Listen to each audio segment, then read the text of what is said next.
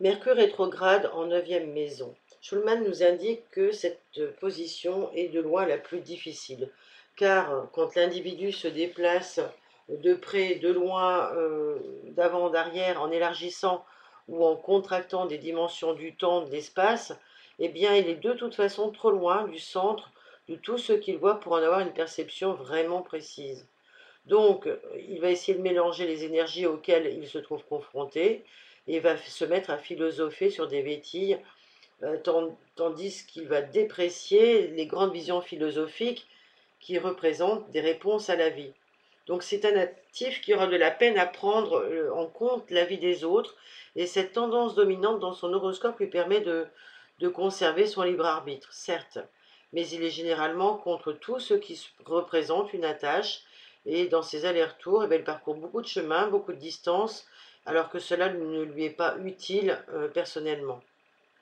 Cela en fait des natifs grands dispensateurs d'informations auprès des autres, grands professeurs, dans une sorte de professorat, on va dire, qui peut tourner quand même à quelque chose de confus. Hein. C'est pas un messager clair. Ils essayent désespérément d'ordonner ce qu'ils voient dans un langage accessible pour communiquer aux autres ce qu'ils ont perçu, mais cela leur est extrêmement compliqué.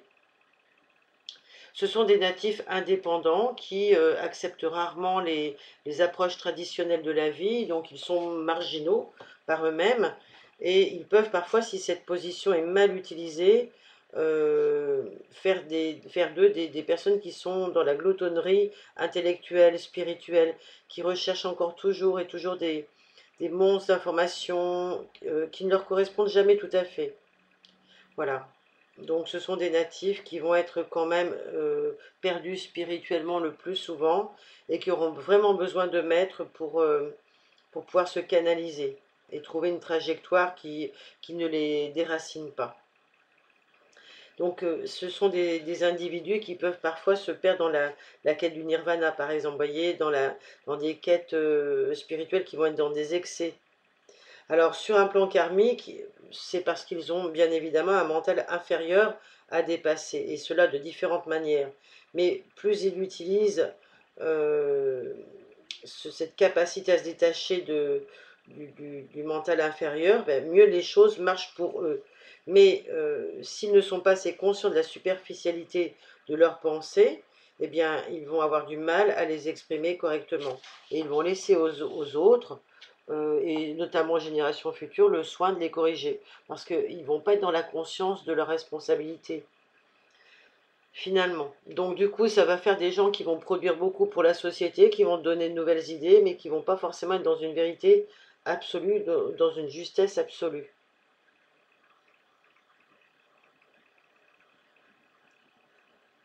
Voilà, donc c'est quand même une expression assez chaotique pour un Mercure qui cherche l'intelligence, qui cherche les hautes valeurs spirituelles, et c'est quelqu'un donc qui devra faire l'expérience de tout ce qu'il peut avoir comme élargissement de conscience, en fait. Voilà. Si vous avez apprécié ce podcast, n'hésitez pas à commenter, à partager, à liker, et surtout si vous avez appris quelque chose.